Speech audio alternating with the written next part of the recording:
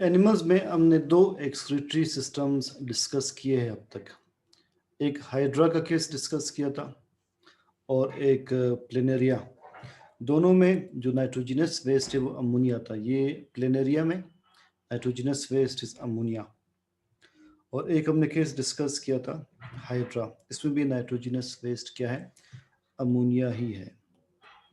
सो यहाँ पर nitrogenous waste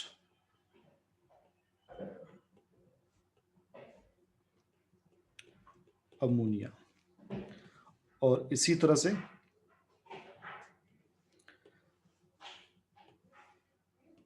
जो नेक्स्ट केस है प्लेनेरिया या nitrogenous waste, again ammonia.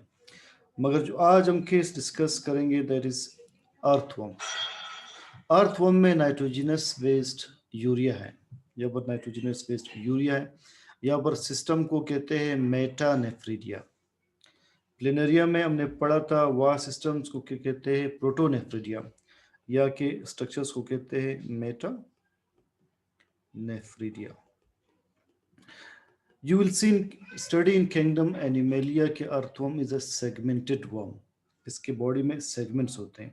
You can see in this diagram की बॉडी सेगमेंटेड है। इसके हर सेगमेंट में दो नेफ्रिडिया मौजूद है। आपको एक साइड पर एक ही दिखाई दे रहा है, अगला अगले एंड पर होगा, अगली साइड पर होगा। So there are two nephridia in each segment. Nephridia या मेटानेफ्रिडिया में ये स्ट्रक्चर्स आपने आइडेंटिफाई करने। 4 स्ट्रक्चर्स हैं। First nephrostome, this is nephrostome. Nephrostome एक ओपनिंग है इनसाइड द बॉडी जिसके ऊपर सीलिया लगे हुए हैं। इसके ऊपर सीलिया लगे हुए हैं, तो it is a ciliated opening called nephrostomy. The first part to be identified is nephrostomy. 4 parts है। Nephrostomy then opens or continues into a coiled tubule. The second part है, it is coiled tubule.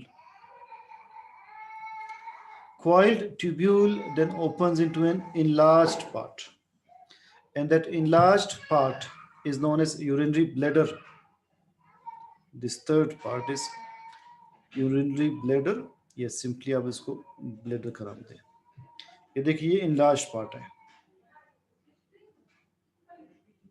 it is the bladder, and the bladder then opens to the outside through an opening, and that opening visible here, it is the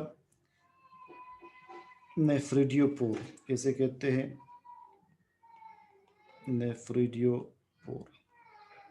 तो आपने क्या 4 structures identify किए। एक nephrostome, it is the nephrostome. Second coiled tubule, ये है coiled tubule. Third bladder, fourth nephridio. ये 4 structures आपने identify किए। ये तो आपने स्ट्रक्चर्स के सिर्फ नाम याद किए। अब मैकेनिज्म क्या है? The mechanism is very simple. Body fluid से, जिन्हें हम कहते हैं सीलोमिक फ्लूइड, बॉडी फ्लूइड से फ्लूइड एंटर होता है नेफ्रोस्टोम में, पहला स्टेप। इस फ्लूइड के कंटेंट्स में एसेंशियल मटेरियल्स भी हैं, वेस्ट मटेरियल्स लाइक यूरिया, ये भी मौजूद है। तो नेफ्रोस्टोम से ये ओपन होंगे by the suction pressure caused by cilia. अब यहां से ये फ्लूइड आ जाएगा इस कॉइल्ड ट्यूब्यूल में। कॉइल्ड ट्यूब्यूल में जो एसेंशियल मटेरियल्स हैं उन्हें मैं इस पिंक कलर से शो करता हूं। एसेंशियल मटेरियल्स रीएब्सॉर्ब होंगे वापस ब्लड में, एसेंशियल ब्लड में वापस रीएब्सॉर्ब होंगे। जो वेस्ट होगा वो वेस्ट ऑरेंज कलर में जो शो हो रहा है, वेस्ट इस ब्लैडर में आ जाएगा, यूरिया विद एक्सेस फ्लूइड।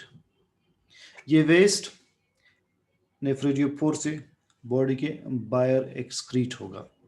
तो बॉडी के इनसाइड बॉडी फ्लूइड से, फ्लूइड में वेस्ट और एसेंशियल मटेरियल्स नेफ्रोस्टोम के जरिए कॉइल्ड ट्यूब्यूल में आते हैं। कॉइल्ड ट्यूब्यूल का काम ये है कि इसने एसेंशियल मटेरियल्स को वापस ब्लड में रीएब्जॉर्ब करना है, वेस्ट मटेरियल्स को ब्लैडर में ले जाना है, ब्लैडर स्टोर करेगा वेस्ट को और नेफ्रेडियोपोर के जरिए बाहर एक्सक्रीट करेगा। तो सीक्वेंस देखिए आपने याद रखना है। सबसे पहले मेटानेफ्रेडिया में स्ट्रक्चर्स क्या है? नेफ्रोस्टोम, नेफ्रोस्टोम के बाद कॉइल्ड ट्यूब्यूल, कॉइल्ड ट्यूब्यूल के बाद ब्लैडर, ब्लैडर के बाद जो ओपनिंग बाहर की तरफ ओपन हो रही है उसे कहते हैं नेफ्रेडियोपोर, नेफ्रेडियोपोर। तो वेस्ट और एसेंशियल मटेरियल्स, वेस्ट और एसेंशियल मटेरियल्स बॉडी फ्लूइड से एक साथ एंटर होंगे नेफ्रोस्टोम के जरिए कॉइल ट्यूब्यूल में। कॉइल ट्यूब्यूल का काम यह है कि इसने एसेंशियल को रीएब्जॉर्ब करना है। Essential is reabsorbed into what? Into blood. Essential material blood में रीएब्जॉर्ब होगा और वेस्ट मटेरियल ब्लैडर में आ जाएगा।